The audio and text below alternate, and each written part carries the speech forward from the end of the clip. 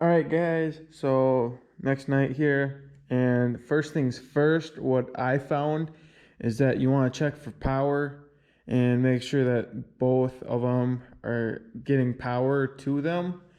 Because otherwise, if you're not getting power, then that's the beginning of the diagnostic procedures. So check for power, and then if it's not that, then dig deeper. But now I'm just gonna follow these wires up, find out where they plug in, and check for power. All right, guys. So as you can see, the light's on, so it has power right now, and I unplugged them right up there. There's the two connectors, two plugs. So gray must be positive and brown must be negative.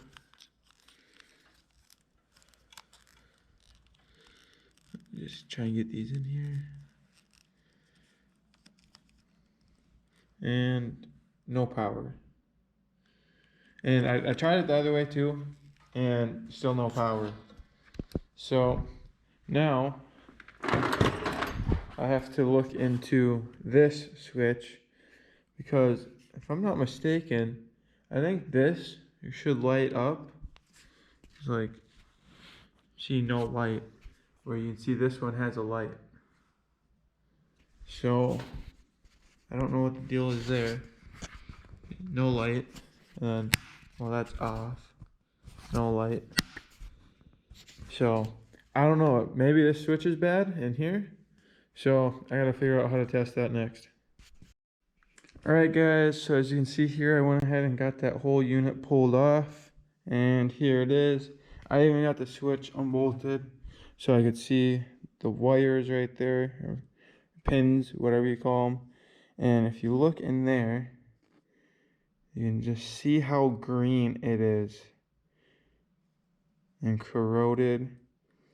So I'm gonna try and clean that. But otherwise I'm gonna have to see how much like a used one or new one is. And there is a light right there, but that little tiny wire on the top, it's broken. Right in there. Kind of see it. It's kind of hard to see because it's so small.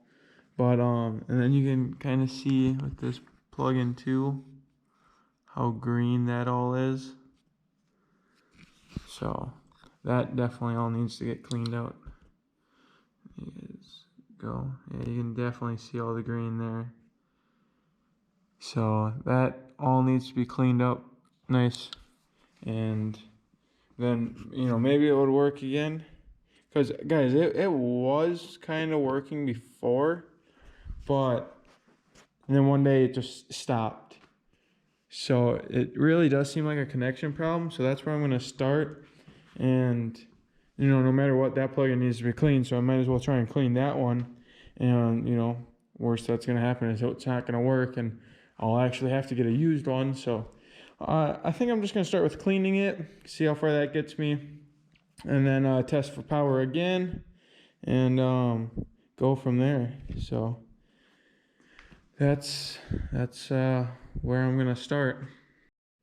All right, guys, so now we are going to be cleaning the connections for the all-wheel drive switch or four-wheel drive switch, whatever you want to call it. So they are all green, as you guys just saw. So I'm going to be cleaning the pins. I'm going to use sandpaper and clean those.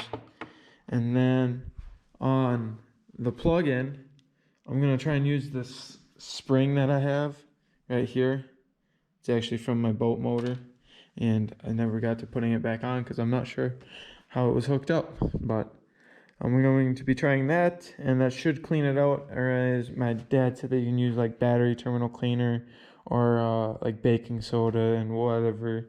That I forget the exact mixture, but there's other ways to clean it. But this is just how I'm gonna do it, because I don't know, that's just what I have down here. And then I'll be able to plug it back in, And then I'll be able to test the pins right here with a power probe and see if it's getting a signal. And then the small wire right there is broken, so I'm gonna have to solder that back to the pin right there. It's supposed to be touching that pin, so that's why it wasn't lighting up. And then, assuming all goes well and to plan, it should be working just fine again. So without further ado, let's get to cleaning. All right, guys, I'm just using a little piece of sandpaper like that, fold it up. I was able to get in there and clean it up pretty good. Just enough to get most of it off, it looks like. So that should be, good enough there. And then now it's time to clean the plug-in.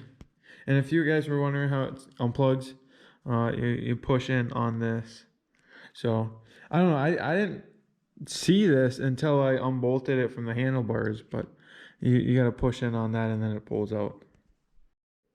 All right, guys, and just like that, I cleaned up the plug-in. Looks way better. And I added a little light down there just because, it's kind of hard to see over here. So now you guys can see a little bit better. And so now I got to go grab a solder gun. I have one. I think it's in my truck or something. I don't know. I got to go find it. And then also a power probe. So I'll be back. Alright guys, so I found my soldering iron here, and I am going to be soldering the light back onto the pin in the switch there. And I got this nice electric soldering iron, and heats up really quick. So we're going to get that connected and then plug it in and see what happens. Alright guys, I wish I could have shown you, but I had no good way of propping up the camera, and I just got a little dot of, geez, it's even hard to get close. I got a little dot of solder right down there, and as you guys can see, it ain't going anywhere. It's really hard to show it because of how tiny it is, but that should be on there. I guess all we can do now is test it out. Alright guys, so I actually just took it back off, but I had it plugged in and the light still wasn't working and the switch still wasn't getting power, and I just used the power probe and checked the plug. Well, the top two has, a ground and a hot for the throttle position sensor right here. You can see right there. Wait, where is it? Yeah, it's those two wires connecting right there. And that controls if it's open and stuff. It won't start if the throttle is open. At least it shouldn't. Like if it's stuck or broken or whatever. I'm pretty sure it's the purpose of that. I mean, I don't know. I had to bypass it on the Predator because whatever it does, it'll cut your spark if it's not reading right. But now I got to figure out where this plug gets its power from, and I have another ignition. Where is it? I just had it right here. That's another ignition. I plugged that in and still switch didn't work. So now I gotta figure out what the deal is, because it might be a broken wire inside this, or I gotta figure out where it goes to and go from there. So time to do some more research. Alright guys, so I actually went and got my dad, and he came out here and he kind of taught me a few things and helped me out a lot. So we unplugged it from right here because we followed a wire all the way back and saw that it went there and unplugged it. Well, silly me, I didn't have it in forward. I had it in neutral this whole time. So, once you put it in forward, that's not lighting up there, but this, giving this power. So once it's in forward, then it gets power to up here. And then we were able to check for power to the hubs, which the hubs were getting power, but they were getting power on both wires, so there was no ground. So then we had to follow the ground back, and we came up with right here, it's a brown and white wire, and so it's this one going to this.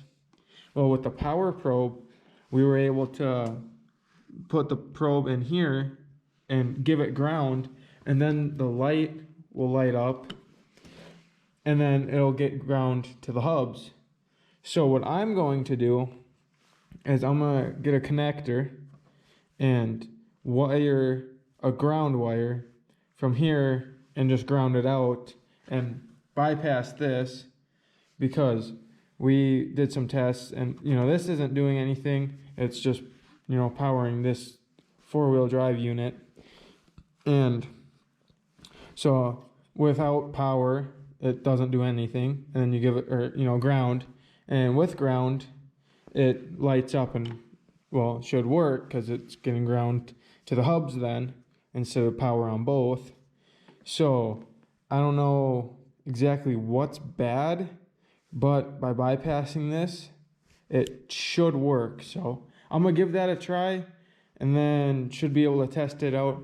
And then I also want to check the hub oil to make sure that they're full and of fluid. And to do that, you actually film with them sideways and check it that way. So I'm gonna check, see if they got fluid after I bypass that.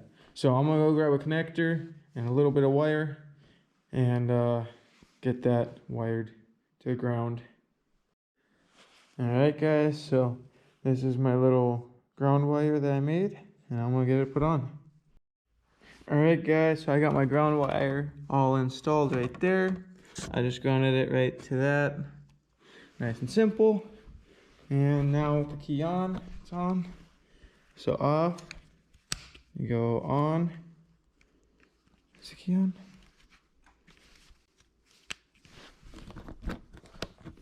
It helps if you turn it. So just like that. Wiring the light worked, and you can see it now. And then no light. Oh, it's still on actually. You just don't see it until you slide it. So there we go. It should all work now. And now I'm just going to check the fluid in my hubs. Make sure that those are topped off and full. And then I'm going to go test it out. Alright guys, so I'm checking the hubs here, and you can see this one still wet. This one was good. And you go over to this one, not so good. So no plug's down there. It's out. So I'm gonna add some Polaris fluid in there, and then I'll be good to go. Alright guys, so I got this hub all filled up with fluid. Just getting it all plugged up and tightened down, and then we'll be good to test it out.